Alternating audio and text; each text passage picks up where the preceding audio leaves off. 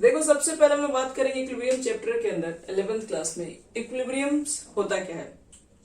ठीक है, तो एक छोटा सा डेफिनेशन पहले लिख लो, फिर हम बात करते हैं इक्विलिब्रियम क्या होता है। लिखो, the state of A system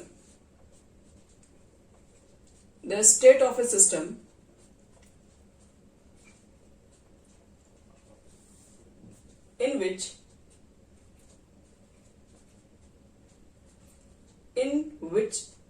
its measurable property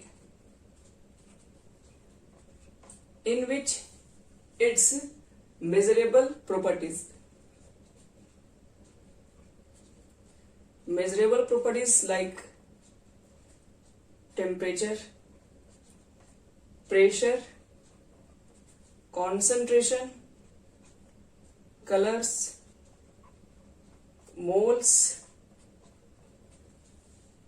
becomes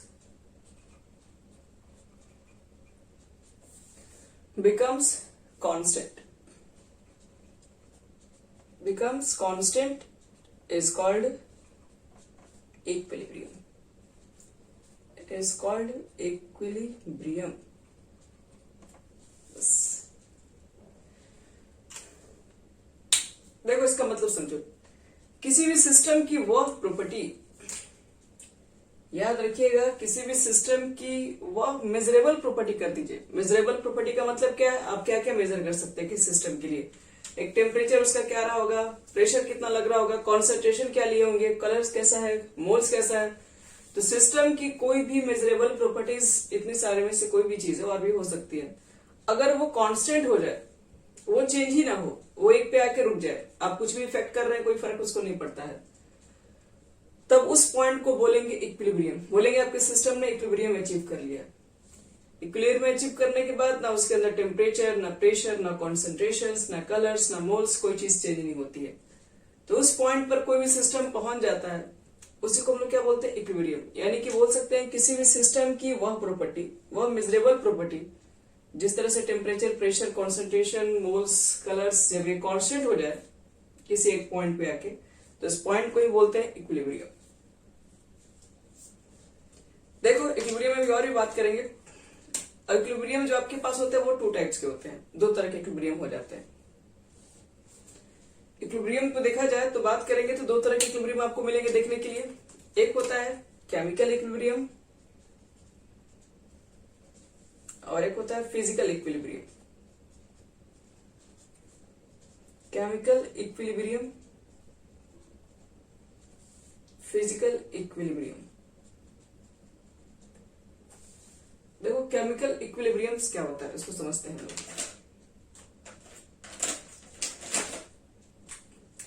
chemical equilibrium का मतलब है कि अगर इक्विलिब्रियम आपने अचीव कर लिया है, किसी रिएक्शन में अचीव कर लिया है, किसी रिएक्शन में अगर इक्विलिब्रियम दिखाई पड़ जाए, किसी रिएक्शन मान लो कोई करवा रहे हैं, उसमें प्रेशर क्या हो जाए, लाइक कांस्टेंट हो जाए, चेंज नहीं हो, तब बोलेंगे कि सिस्टम के अंदर इक्विलिब्रियम आ गया है।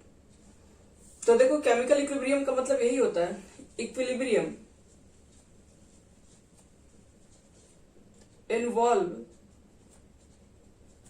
in a chemical change,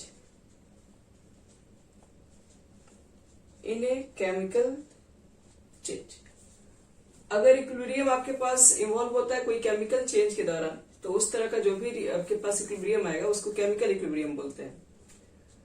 और फिजिकल इक्विलिब्रियम का मतलब यही होगा आपके पास कि जो इक्विलिब्रियम, आपका जो इक्विलिब्रियम होगा involving in physical change. Physical change process के दौरान कहीं भी कोई चीजें कांस्टेंट दिखने लगे तो समझ लेना कि वो फिजिकल इक्विलिब्रियम होगा, इन फिजिकल चेंज। अब केमिकल चेंज, फिजिकल चेंज का मतलब क्या है, एक एग्जांपल ले रहा हूं मैं। जैसे मान लो कि आपने एक रिएक्शन करा है N2 3H2 और 2NH3, आपने एक गैसेस बनाया। तो इसका मतलब है कि आपने क्या किया, ये एक केमिकल रिएक्शन है, और वैसा कोई भी चेंज एक केमिकल रिएक्शन में दिखाई पड़े, ये केमिकल रिएक्शन है, और केमिकल रिएक्शन के अंदर कोई चीजें लाइक कांस्टेंट हो जाए, तो हम लोग बोलेंगे कि इसके थ्रू आपने क्या कर दिया, इस केमिकल चेंज के थ्रू आपने इक्विलिब्रियम को एग्जिबिट कर दिया, इन्वॉल्व कर लिया। फिजिकल चेंज का मतलब क्या है, फिजिकल चेंज का मतलब आपके पास वाटर जो था, जो कि अभी लिक्विड के फॉर्म में है, आपने इसको हीट करके किसके फॉर्म में कन्वर्ट कर लिया, गैस के फॉर्म में कन्वर्ट कर लिया। तो देखो, कहने का मतलब है कि एक लिक्विड से ये गैस में कन्वर्ट हो रहा है, तो ये आपने क्या कर दिया, ये तो फिजिकल चेंज है। और फिजिकल चेंज के दौरान जो भी इक्विलिब्रियम एग्जिबिट होगा उसको फिजिकल इक्विलिब्रियम कहेंगे। अभी धीरे धीरे समझोगे इक्विलिब्रियम होगा कहाँ, कैसे निकालेंगे, ये सब चीजें मालूम करेंगे। पहले तो आप समझो कि इक्विलिब्रियम है क्या। इक्विलिब्रियम एक सिस्टम की ऐसी प्रॉपर्टी होती है जिसमें टेम्परेचर, प्रेशर, कॉन्सेंट्रेशन, ये सब चीजें जो होती है वो कांस्टेंट हो जाती है। जिसमें दो तरह का आपको पढ़ने के लिए मिलेगा, केमिकल इक्विलिब्रियम और फिजिकल इक्विलिब्रियम। केमिकल इक्विलिब्रियम का मतलब होता है जो कि एक केमिकल रिएक्शन के दौरान क्रिएट होगा, और फिजिकल इक्विलिब्रियम मतलब एक फिजिकल प्रोसेस के दौरान जो क्रिएट होगा।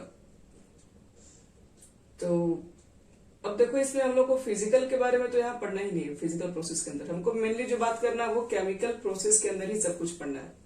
तो इसलिए हम लोग क्या करेंगे, केमिकल इक्विलिब्रियम को ही आगे कंटिन्यू करेंगे, इसको यही रुक देगा। चलो, अब हेडिंग करना आप लोग है केमिकल इक्विलिब्रियम, और यहां से धीरे धीरे टॉपिक स्टार्ट होगा।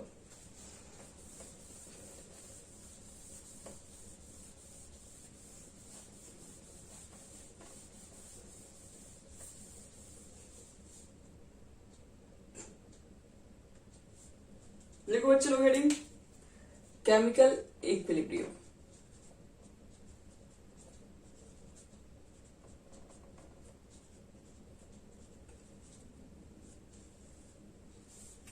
चलो, केमिकल इक्विलिब्रियम में क्या देखते हैं सबसे पहला। अब तो ये चीज तो आपको क्लियर हो गया ना, केमिकल इक्विलिब्रियम है तो कोई रिएक्शन के थ्रू हम लोग इक्विलिब्रियम फाइंड करेंगे इसमें। लेकिन केमिकल इक्विलिब्रियम तो एक रिएक्शंस के थ्रू ही होगा ना, तो रिएक्शंस जो होंगे वो किस तरह के हो सकते हैं। तो यहाँ पर रिएक्शन जो होंगे वो दो तरीके के आपको दिखाई पड़ते हैं, reversible and irreversible reaction. Reversible and irreversible reaction. चलो, केमिकल इक्विलिब्रियम में आप रिएक्शन के थ्रू बात करेंगे। जो रिएक्शन निकल के आएगा वो दो तरीके की होती है, या तो केमिकल होगा, या तो वो रिवर्सिबल होगा, या तो वो इरिवर्सिबल रिएक्शन होगा। तो सबसे पहले आप लोग रिवर्सिबल रिएक्शन को लिख के डैश देना कि रिवर्सिबल रिएक्शन क्या होता है।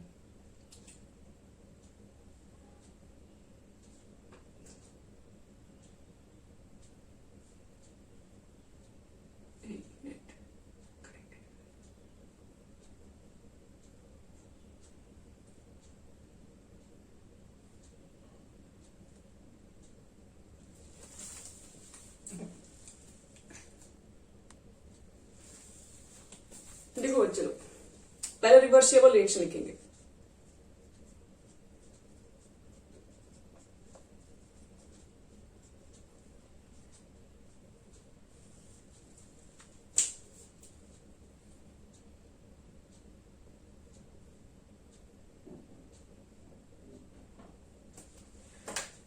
लिख सकते हैं इसमें हम लोग हैं the reaction which can move, the reaction which can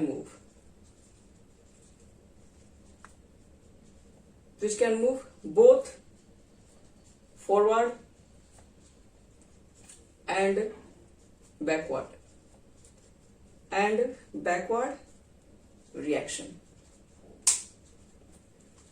यानी वैसा कोई भी रिएक्शन जो दोनों डायरेक्शन में मूव कर सकता है, वो फॉरवर्ड में भी जा सकता है, वो बैकवर्ड में भी जा सकता है, उस तरह के रिएक्शन को हम लोग बोलेंगे क्या, वो आपके पास रिएक्शन जो होगा वो रिवर्सिबल रिएक्शन होगा। फॉरवर्ड रिएक्शन का मतलब क्या है, बैकवर्ड का मतलब क्या है, इसको समझ लो पहले। कोई भी रिएक्शन आपका अगर रिएक्टेंट टू प्रोडक्ट जाएगा, रिएक्टेंट से प्रोडक्ट की ओर बनना स्टार्ट होगा, तो उसको बोलते हैं वो फॉरवर्ड डायरेक्शन में जा रहा है।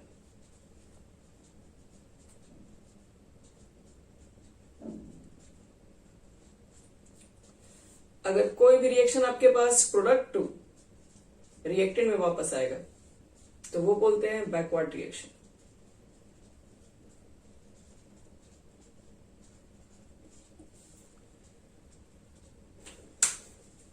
वैसे रिएक्शन जो कि रिएक्टेंट से प्रोडक्ट की ओर चलती है, याद रखिएगा वो फॉरवर्ड रिएक्शन है। जो वापस प्रोडक्ट से रिएक्टेंट की तरफ आती है वो होता है आपके पास बैकवर्ड रिएक्शन। यानी वैसा कोई भी रिएक्शन जो कि रिएक्टेंट टू प्रोडक्ट भी मूव करे या फिर प्रोडक्ट टू रिएक्टेंट भी मूव करे, उस तरह के रिएक्शंस को हम लोग क्या बोलते हैं, उस तरह के रिएक्शन को रिवर्सिबल रिएक्शन कहा जाता है। आपने भी जस्ट जो एग्जांपल दिखा हम बता रहे हैं, देखो इसमें जैसे मान लो कि N2 है, 3H2 है, तो ये रिएक्शन क्या होगा, रिएक्टेंट टू प्रोडक्ट जाएगा, NH3 भी बनेगा और वापस NH3 डिकम्पोज होकर N2 प्लस 3H2 में भी कन्वर्ट होगा। ध्यान रखिएगा इसमें। तो इसका मतलब ये है बच्चे लोग, पहले स्टार्टिंग में तो N2 और H2 रिएक्ट करके NH3 में गया, ठीक है, और फिर वापस क्या हुआ, फिर वापस NH3 इधर भी आने लगा। मतलब कुछ जब ये बन गया, जैसे ये दोनों मिलकर जब ये फॉर्म हो गया, तो फिर वापस फिर धीरे धीरे फिर इससे क्या हो गया, ये दोनों फॉर्म होने लगा। तो इसका मतलब ये है कि क्या ये रिएक्शन 100% कभी भी कंप्लीट हो सकता है? तो ये रिएक्शन कभी भी कंप्लीट नहीं होगा। आप इसको बनाएंगे, इधर लेके जाएंगे, कुछ समय बाद फिर यही वापस इधर बनने लगेगा, तो रिएक्शन कंप्लीट कहाँ होगा? तो ऐसे रिएक्शन को कंप्लीट नहीं कर सकते। और ऐसे ही रिएक्शन में हम लोग इक्विलिब्रियम फाइंड कर सकते हैं। इक्विलिब्रियम का मतलब क्या हुआ, बनने की रेट। N2 और 3H2 से अगर NH3 बन रहा है तो उसी रेट से फिर क्या होगा, NH3 से N2 और 3H2 बनना स्टार्ट होगा। और एक टाइम में ऐसा भी आ जाएगा, एक टाइम ऐसा क्रिएट हो जाएगा जिसमें N2 और H2 मिलकर जितना NH3 बना रहे होंगे उतना ही सेम, अगर दो मिलके आपस में एक NH3 मॉलिक्यूल बना रहा है तो वापस एक मॉलिक्यूल से दो मॉलिक्यूल ये भी बन रहे होंगे। मतलब इनके बनने की रेट सेम हो जाएगा। पहले तो इनिशियल में ये कम रहेंगे, ये ज्यादा रहेंगे। आप धीरे धीरे सब कुछ सीखोगे कैसे होता है इक्विलिब्रियम। पहले तो आप ये जान रहे हैं कि इक्विलिब्रियम कहाँ निकाल सकते हैं, कैसे फाइंड करेंगे, वो सब कुछ मिलेगा आपको पढ़ने के लिए। तो पहले तो समझ लो कि किस रिएक्शन में इक्विलिब्रियम दिखाई भी पड़ेगा। इक्विलिब्रियम बनने के लिए आपको रेट को, मतलब कोई भी एक पॉइंट पर क्या हो जाना चाहिए, कांस्टेंट हो जानी चाहिए। या तो बनने की रेट ही कांस्टेंट यहाँ पर हो जाएगा। N2 और 3H2 से क्या होगा, अमोनिया बन रहा है और ये अमोनिया डिकम्पोज होकर N2 और 3H2 में कन्वर्ट हो रहा है। तो एक टाइम ऐसा भी आएगा जिसमें जितना मॉलिक्यूल्स अमोनिया बन रहा होगा उतना ही मॉलिक्यूल्स ये भी फॉर्म कर रहा होगा। तो उस पॉइंट को बोलेंगे कि सिस्टम ने आपका इक्विलिब्रियम अचीव कर लिया। जब ऐसा कंडीशन स्टार्ट हो जाएगा तब आपको लगेगा ही नहीं कि कुछ चेंजिंग हो रहा है। जैसे एक चीज तुम खुद से बताओ, ये दोनों मिलकर अगर ये बन रहा है और उतना ही मॉलिक्यूल ये बन रहा है तो फिर चेंज कहाँ हो रहा है? आपको तो लग रहा है कि एक पार्टिकुलर पॉइंट पे जाके ये कांस्टेंट हो गया है, जबकि ऐसा है नहीं। जितना ये बन रहा है उतना ये बन रहा है, इसलिए हमें पता नहीं चल रहा, लेकिन उस पॉइंट को इक्विलिब्रियम बोलते हैं जिस पॉइंट पर ये कांस्टेंट हो जाएगा ये। अब एक चीज और बता दें इसके बारे में, जो रिवर्सिबल रिएक्शन है वो कभी भी कंप्लीट नहीं किया जा सकता है और यही रिवर्सिबल रिएक्शन के अंदर आपको इक्विलिब्रियम दिखाई देगा। तो लिखिए, this reaction are never completed. Anand आ गया है। हेलो आनंद, चलिए ठीक है। देखो, this reaction are never completed। ये रिएक्शन को हम लोग कंप्लीट नहीं कर सकते हैं एंड फाइनली अटेन इक्विलिब्रियम। और इसी में हम लोग इक्विलिब्रियम को देख भी सकते हैं। ध्यान रखिए। तो वैसे कोई भी रिएक्शन जो दोनों डायरेक्शन में जाती हो, reactant to product, product to reactant, यानी forward direction and backward direction, दोनों डायरेक्शन में जा रही होती है तो उसे हम लोग क्या बोलते हैं, रिवर्सिबल रिएक्शन।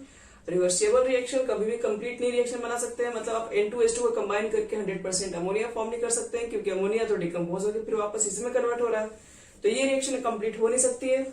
और जो रिएक्शन रिवर्सिबल होगा उसी के अंदर हम लोग बात करेंगे इक्विलिब्रियम।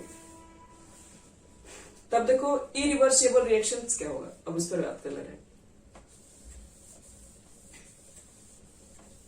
थर्मोडायनेमिक्स का रिवर्सिबल प्रोसेस, इरिवर्सिबल प्रोसेस को मत समझ लेना बच्चे लोग। ये रिएक्शन लिखा हुआ है, प्रोसेस नहीं है ये। इरिवर्सिबल, इरिवर्सिबल रिएक्शन लिखे डैश तक लिखो। इरिवर्सिबल रिएक्शन किसे कहते हैं, नाम से ही क्लियर है। इसको रिवर्स नहीं किया जा सकता हो। रिवर्सिबल का मतलब है जो रिवर्स को किया जा सकता हो, यानी कि these are the reaction, these are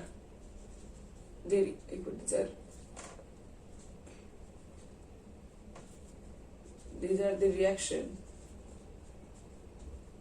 which move which move in a single direction and cannot be reversed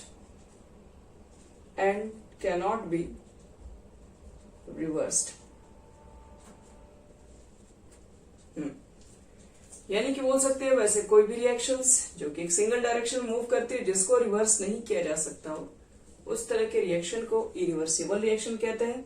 for example neutralisation reaction.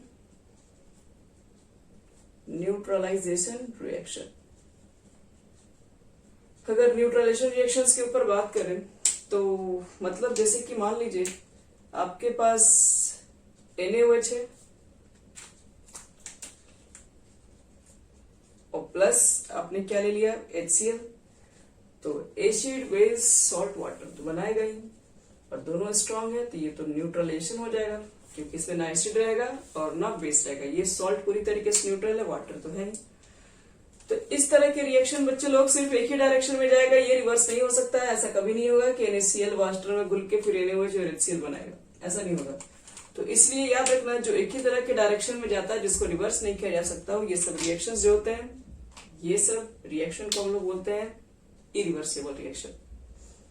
एक और देख लो, दूसरा रिएक्शन बता रहे हैं प्रिसिपिटेशन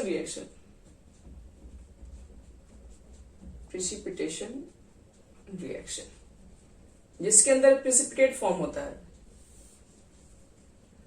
जैसे रिएक्शंस के अंदर एग्जांपल ले लो, इसमें क्या क्या लिख सकते हैं। जैसे मान लो मैंने लिया इसके अंदर CH4 नहीं, AgNO3 silver nitrate aqueous form में होता है, प्लस आपने ले लिया NaCl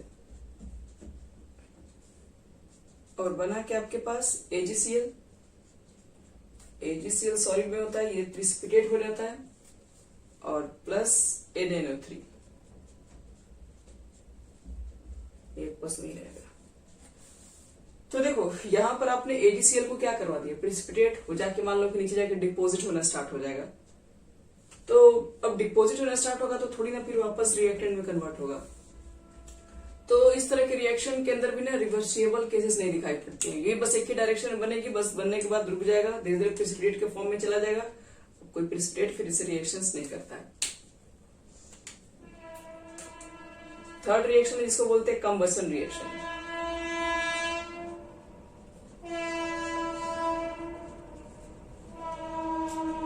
AgNO3 aqueous plus NaCl aqueous, AgCl ये है, AgCl सॉलिड है, ये प्रिसिपिटेशन का सिंबल है, downward arrow, plus NaNO3 aqueous. अब देखो बच्चे लोग कंबसन रिएक्शन, कंबसन जैसे मान लो तुमने कोल के जला दिया है, धुआं बना दिया, CO2 गैस में कन्वर्ट कर दिया, क्या CO2 लेकर वापस कोल थोड़ी ना बनेगा वो। तो इस तरह का रिएक्शंस जो भी होगा ये सब रिवर्स नहीं किया जा सकते हैं। जैसे कंबशन, आपने मीथेन को कंबशन करके CO2 और H2O गैस बनाया होगा, ये सब तो आप 10th क्लास में भी पढ़े हैं। तो ये चीजें वापस कन्वर्ट नहीं हो सकती है, ध्यान रखना इसमें।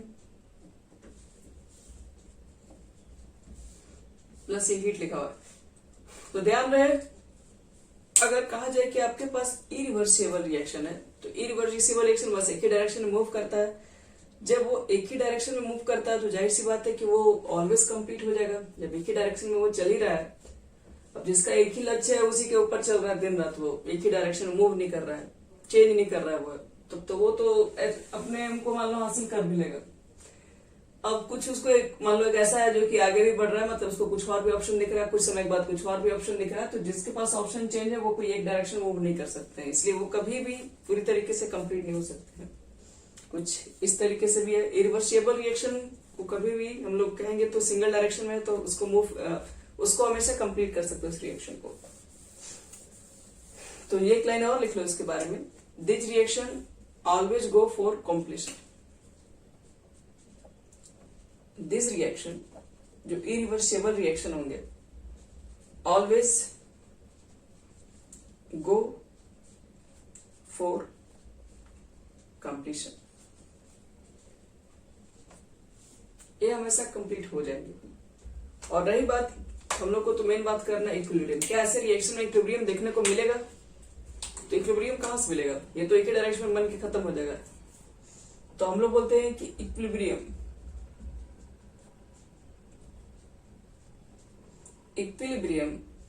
Can only be attained in reversible reaction only.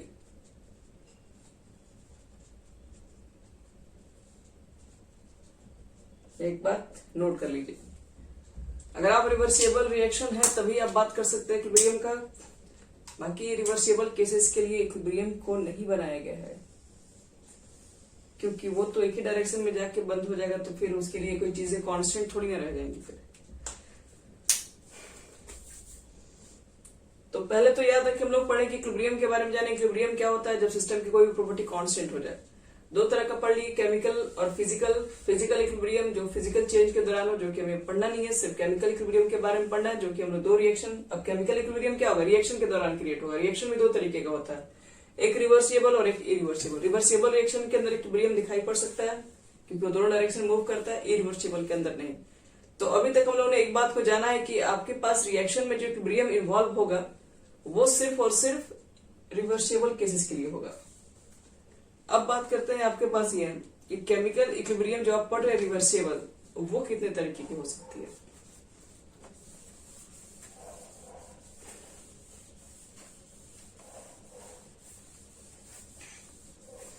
यानी कि अब लिखना है आप दोनों को बच्चे लोग, केमिकल इक्विलिब्रियम की टाइप्स।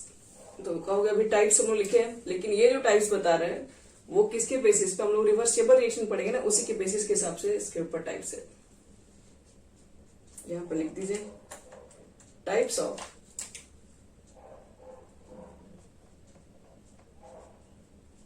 Chemical equilibrium. और वो भी किसके लिए? तो हम लोग बात कर रहे हैं इक्विलिब्रियम के हिसाब से बात कर रहे हैं, तो यानी कि रिवर्सिबल के लिए ही बात करेंगे। Reversible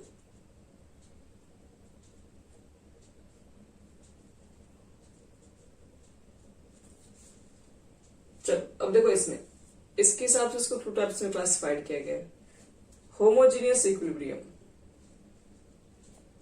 homogeneous equilibrium. और तुम्हारा दूसरा हो जाएगा जिसको बोलते हैं हेट्रोजीनियस, हेट्रोजीनियस इक्विलिब्रियम। यानी कि हाँ हर जगह मिलते रहता है, सिर्फ मिक्सचर ही में नहीं मिलेगा, और भी आपको जगह इसके बारे में लिखेंगे। आप सरफेस केमिस्ट्री पढ़ेंगे तो फिर से मिलेगा ये होमोजीनियस इक्विलिब्रियम, हेट्रोजीनियस इक्विलिब्रियम। अब होमोजीनियस इक्विलिब्रियम का क्या मतलब होगा? तो होमोजीनियस हमेशा वही डेफिनेशन रखता है, बस जगह जगह पर चेंज होगा। अगर सॉल्यूशन है तो वहां पर क्या होगा? एक सॉल्यूट सॉल्वेंट को अच्छी तरीके से डिसॉल्व करने वाला मिक्सचर बनाएगा, यूनिफॉर्म कॉम्पोजिशन बनाएगा। लेकिन यहाँ पर इक्विलिब्रियम के ऊपर बात हो रहा है, तो यहाँ पर देखो क्या बोलेंगे, all the reactant and product, all the reactant and products are in the same physical state, are in the same physical state. और हेट्रोजीनियस में क्या हो जाएगा? All the reactants and products are in the different physical state, different physical state. चलिए, तो example भी इस पे ले लेते हैं होमोजीनियस में। जैसे मान लो कि N2 है, गैस है, H2 है, गैस है, और जो बनने वाला है तो वो भी क्या है? अमोनिया, वो भी एक आपके पास एक गैस ही तो है। तो ये जो तुम्हें दिख रहा है ये क्या है?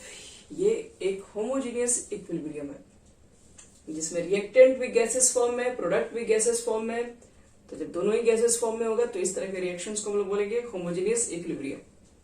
और भी ले सकते हो 2HI गैस, इसको क्या करोगे? H2 gas plus I2 gas में भी कन्वर्ट करके बना सकते हैं। सब लिक्विड के फॉर्म में भी लिया जा सकता है। तो समझ रहे हो तुम लोग इसमें क्या क्या आने वाला है, समझ में आ रहा है। अब अगर मान लो कि इसके अंदर अगर एग्जाम्पल लिया जाए CaCO3, लेके इसको हीट करो, सबको मालूम है CaCO3 सॉलिड होता है। हीट करोगे बच्चे लोग तो एक तो बनेगा तुम्हारा CO प्लस बनता है CO2, CO2 गैस के फॉर्म में, ये सॉलिड के फॉर्म में। तो देख रहे हो कुछ सॉलिड के फॉर्म में रिएक्शन, कुछ गैस के फॉर्म में है रिएक्शन। तो जाहिर सी बात है इस तरह के रिएक्शन को बोलेंगे हेट्रोजीनियस इक्विलिब्रियम। चलो अब बात करते हैं कुछ इंपॉर्टेंट प्रॉपर्टीज किसके लिए। तो हम लोग पढ़ने जा रहे हैं केमिकल इक्विलिब्रियम की कुछ प्रॉपर्टीज होती है।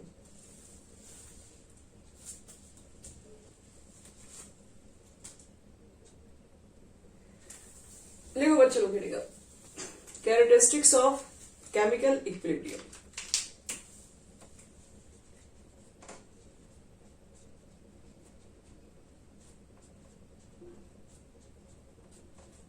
ऑफ केमिकल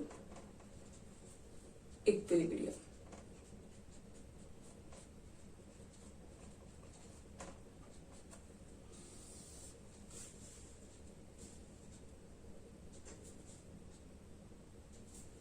चलो तो सबसे पहला देखते हैं कि एक केमिकल जो आपके पास इक्विलिब्रियम होता है, लिखिए chemical equilibrium. Chemical equilibrium can only be attained in a reversible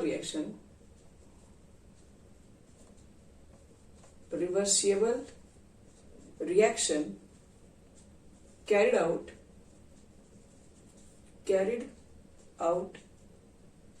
in a closed container. That is, products are not allowed to escape. Product are not allowed to escape. सबसे पहली बात आप इसको समझना होगा, आपको बहुत जरूरी है समझना कि आपके पास जो केमिकल इक्विलिब्रियम जो होगा इसमें, इसको ध्यान समझो। केमिकल इक्विलिब्रियम एक तो समझ में आ गया कि आपको रिवर्सिबल रिएक्शन में वो दिखेगा, लेकिन इसके साथ साथ केमिकल इक्विलिब्रियम आपको करवाने के लिए क्लोज कंटेनर वगैरह भी चाहिए। क्योंकि प्रोडक्ट अगर बाहर जब निकल जाएगा तो फिर बच्चे इक्विलिब्रियम कहां से आएगा। इसलिए प्रोडक्ट को हमेशा हमको क्या करना पड़ेगा, ऐसे वेसल में लेके काम करना है कि जो कि क्या हो, पूरी तरीके से क्लोज हो।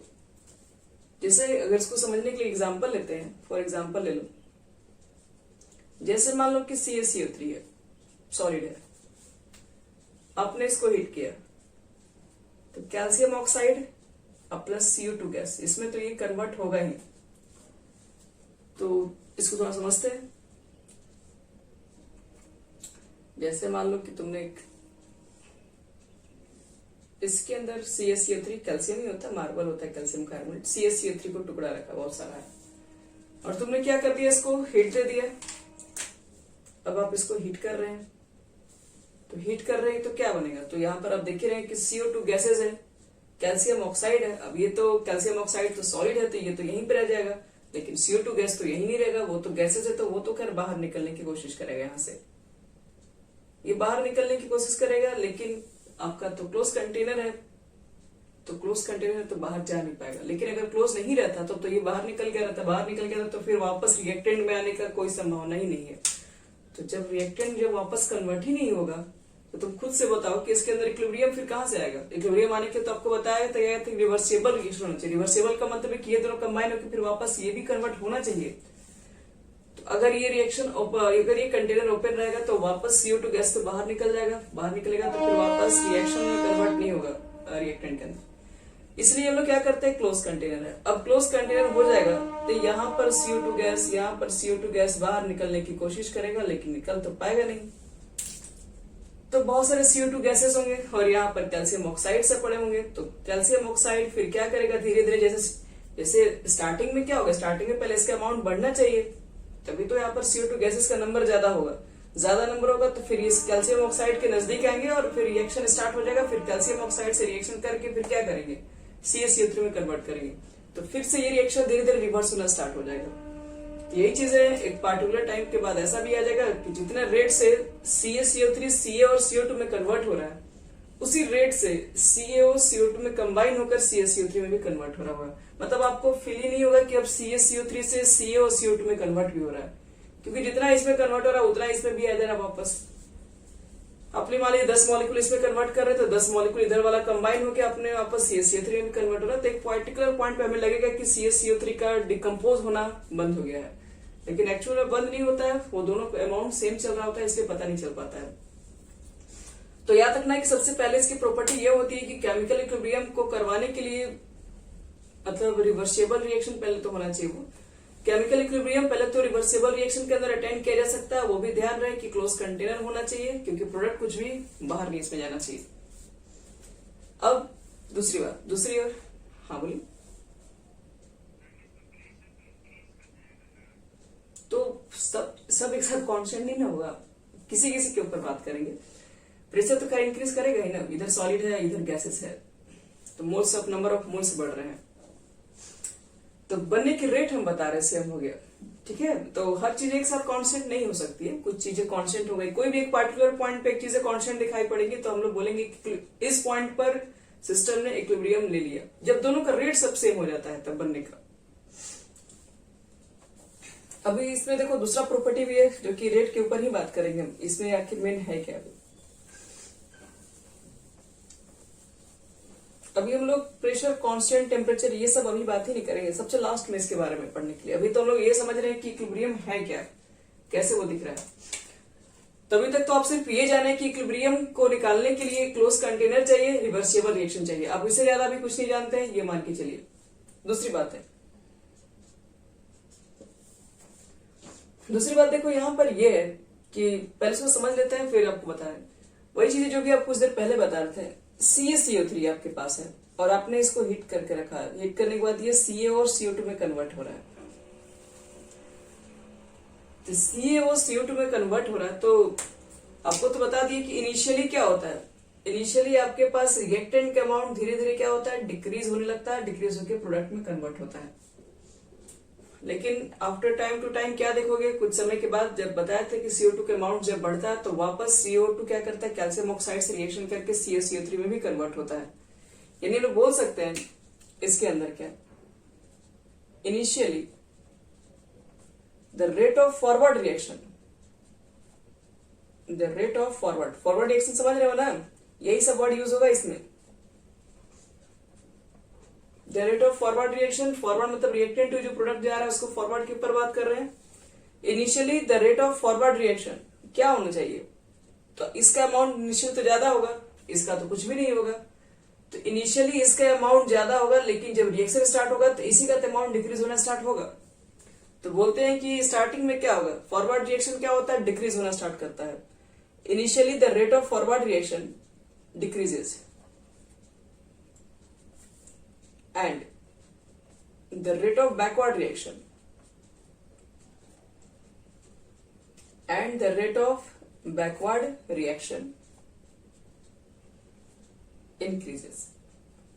ये घटना स्टार्ट हुआ और ये पहले तो सिर्फ आपके पास पहले तो कैल्शियम कार्बोनेट होगा, Ca और CO2 तो होगा नहीं, वो तो धीरे धीरे बढ़ेगा ना, वो धीरे धीरे टाइम टू टाइम क्या होगा, इसको आप डिकम्पोज करेंगे तब तो जाके बनेगा। तो इसका मतलब इनिशियली में इसी का अमाउंट ज्यादा है जो डिक्रीज करता है, और इसका अमाउंट एकदम जीरो लेवल पे था जो कि इंक्रीज कर रहा होता है।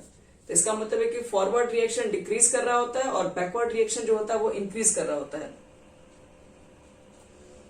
अब हम लोग क्या बोलेंगे, हम लोग इसमें ये बोलते हैं increases and both become equal when equilibrium is attained। अगर सिस्टम ने अगर आपका इक्विलिब्रियम पकड़ लिया तो इसका मतलब है कि दोनों फिर इक्वल हो जाएगा। दोनों इक्वल हो जाएगा कहने का मतलब है कि दोनों के बनने की रेट सेम हो जाएगी। फिर तो दोनों के बनने की जब रेट सेम हो जाएगी तो आप समझ लीजिएगा उसी पॉइंट पर है इक्विलिब्रियम। अब एट इक्विलिब्रियम, अगर आपका सिस्टम इक्विलिब्रियम पर आ गया तो इसका मतलब ये है कहने का कि जो रेट ऑफ जो फॉरवर्ड रिएक्शन होता है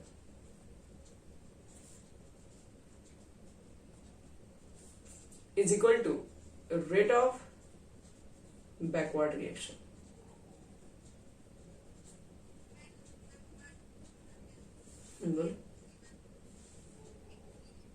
अटेंड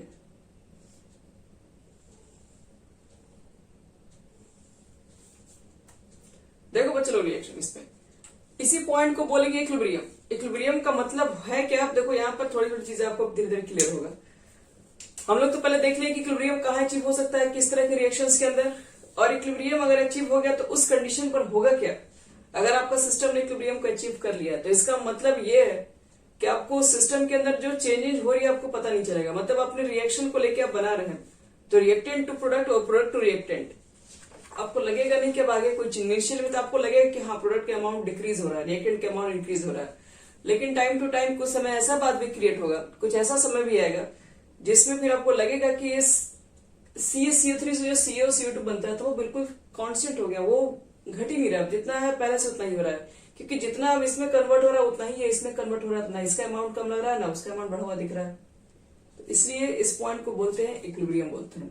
इसी पॉइंट को इस पर rate of forward reaction equal हो जाए रेट ऑफ बैकवर्ड रिएक्शन के, तो कहेंगे कि आपके पास सिस्टम ने क्या कर लिया है, इक्विलिब्रियम को गेन कर लिया। अगर इसको एक छोटा सा ग्राफिकल के द्वारा समझे हम लोग,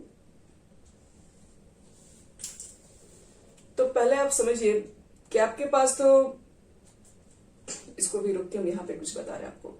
जैसे मान लो कि आपके पास ए रिएक्टेंट है बी प्रोडक्ट है, इसको ध्यान समझना एकदम, इसी के ऊपर यही सब काम होता है इसमें। इनिशियली का मतलब है जब टाइम 0 सेकेंड है, अभी टाइम नहीं बढ़ा मान के चलो, तो आपके पास रिएक्टेंट है और रिएक्टेंट के कॉन्सेंट्रेशन को हम मान ले रहे हैं कि ए कॉन्सेंट्रेशन है, सपोज करो ए मोल्स मान लो, कॉन्सेंट्रेशन ही मानेंगे तो मान लो कि रिएक्टेंट का कुल मिला के अभी आपके पास ए मोल्स है, सिर्फ ए मोल्स है बस, अभी कुछ नहीं है। तो ए मोल्स रिएक्टेंट के, तो आपसे पूछा जाए बताओ कि इनिशियली में जब रिएक्टेंट जो था आपके पास ए मोल्स था तो प्रोडक्ट कितना था, कितना प्रोडक्ट था क्या। अभी तो आप रिएक्टेंट है, एक तो आप टाइम भी स्टार्ट नहीं किए, वही बात हुआ कि खाना वगैरह आपको बनाना है, सब्जी वगैरह बनाना है तो सब्जी सब काट के रखे हो, अभी गैस पे उसको हीट ही नहीं किए हो, तो क्या मतलब जितना लेके चले हो जो काटा वो सब्जी वो तो आपके पास सेम ही है, वो तो अभी कोई चेंजिंग उसके अंदर कुछ भी नहीं दिख रहा है, तो क्या बनेगा प्रोडक्ट, वहां पे कुछ नहीं बना है, अभी तो कुछ भी नहीं बना, अभी तो आपके पास सिर्फ और सिर्फ रिएक्टेंट है, आपने तो रिएक्शन ही स्टार्ट नहीं किया। तो इनिशियली जब भी बात होता है तो इसका मतलब है वहां पे टाइम 0 लेके चलते हैं। दूसरी बात, आपके पास जो भी रिएक्टेंट के मोल से वही रहता है, वहां प्रोडक्ट कितना होता है, कुछ नहीं होता है, 0 होता है। लेकिन आफ्टर टाइम टी, कुछ समय बाद सबको समझ में आ रहा है कि इसका मोल्स क्या होगा, धीरे धीरे कम होगा, क्योंकि वो तो कन्वर्ट हो रहा होगा किसके अंदर, वो बी के अंदर कन्वर्ट हो रहा होगा। तो हम मान लेते हैं कि कुछ समय के बाद इसमें से एक्स मोल्स क्या हो गया, एक्स मोल्स ए से निकला बाहर और वो किसमें चला गया, वो बी बन गया, वो प्रोडक्ट बी बन गया। तो बी कितना बना होगा, तो जितना निकला होगा, कितना निकला, इसे एक्स निकला है तो ये कितना बना होगा, तो एक्स बना होगा। जितना ये कम होगा बच्चे लोग उतना ही ये बन रहा होगा। अगर इससे एक्स मोल कम होगा इसका मतलब है कि एक्स मोल ये प्रोडक्ट में कन्वर्ट हो गया होगा। ऐसे टाइम टू टाइम एक समय ऐसा भी आएगा इसके अंदर कि जिसमें कहते हैं हम लोग क्या है, जिसमें लोग कहते हैं कि ए का टोटल मोल्स 0 हो जाएगा और टोटल मोल्स बी में कन्वर्ट हो गया होगा। लेकिन ये चीजें यहाँ पर नहीं बन सकती है क्योंकि आपका रिएक्शन कोई वन डायरेक्शन रिएक्शन नहीं है, वो रिवर्सेबल रिएक्शन है। रिवर्सेबल रिएक्शन का मतलब है कि पूरा इसमें कन्वर्ट नहीं हो सकता है, अगर पूरा कन्वर्ट हो ही गया तो फिर कहां से इक्विलिब्रियम दिखाई पड़ेगा। तो इसी को देखो समझते हैं, इसके अंदर है ए रिएक्टेंट है, बी प्रोडक्ट आपके पास है। इनिशियल में क्या रहता है, सिर्फ ए का ही अमाउंट रहता है, बी के अमाउंट नहीं रहता है। लेकिन कुछ समय के बाद ए के अमाउंट में डिक्रीज होती है, फिर बी के अमाउंट में इंक्रीज होती है और यही टाइम बढ़ते रहता है। और एक समय ऐसा भी आ जाएगा कि जिस पॉइंट पर मतलब ए से जितना बी बन रहा है फिर वापस बी से ए भी बनना स्टार्ट हो जाता है। तो इस पॉइंट को इक्विलिब्रियम हम लोग बोलते हैं। यानी कॉन्सेंट्रेशन ऑफ ए डिक्रीजेस पहले स्टार्टिंग में, कॉन्सेंट्रेशन ऑफ बी इंक्रीजेस और after time to t, after time t कर दो, बोथ कॉन्सेंट्रेशन बिकम सेम। तो देखो अब इसको ग्राफ से समझा रहे हैं, अब ग्राफ से समझ में आएगा। इनिशियल केस में बात करोगे तो आपके पास एक ही रिएक्शन होगा। यहाँ पे हम रेट लिख रहे हैं, यहाँ रेट लिख रहे हैं और यहाँ पे टाइम लिख रहे हैं। रेट क्या होता है बच्चे लोग? डिक्रीज करता है। किसका रेट डिक्रीज करता है? फॉरवर्ड रिएक्शन का, जो रिएक्टेंट से प्रोडक्ट में जाता है तभी तो डिक्रीज होगा, तभी तो इधर बन रहा होगा। तो फॉरवर्ड रिएक्शन आपका डिक्रीज कर रहा होता है। और बैकवर्ड रिएक्शन, बैकवर्ड वाला जो ये इससे जो ये तो अब धीरे धीरे ये बनना स्टार्ट होता है, तो धीरे धीरे ये बनना स्टार्ट होगा तो हम लोग क्या बोलेंगे? बैकवर्ड रिएक्शन धीरे धीरे आपका, यानी कि फॉरवर्ड रिएक्शन मतलब रेट ऑफ फॉरवर्ड रिएक्शन लिख सकते हो। रेट ऑफ फॉरवर्ड रिएक्शन क्या होता है? पहले तो वो डिक्रीज करना स्टार्ट होता है और ये फिर इंक्रीज करना स्टार्ट होता है। अब एक समय के बाद क्या होगा? दोनों एक पॉइंट पर मिल जाएगा और वही चीज है, रेट ऑफ फॉरवर्ड और रेट ऑफ बैकवर्ड क्या होगा? दोनों इक्वल हो जाएंगे। जब दोनों इक्वली हो जाएंगे तो हम लोग बोलेंगे इस पॉइंट पर सिस्टम ने आपका इक्विलिब्रियम अचीव कर लिया है, जिसमें rate of forward equal to हो गया रेट ऑफ बैकवर्ड के। एट इक्विलिब्रियम की कंडीशन पर होगा। यहाँ पे लिख देना रेट ऑफ फॉरवर्ड रिएक्शन,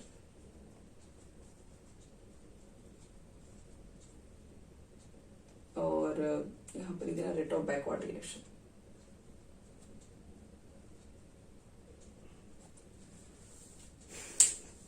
बस ये आपके पास दो प्रॉपर्टीज होती है, ये 2 प्रॉपर्टी हम लोग कंप्लीट कर ली इसमें।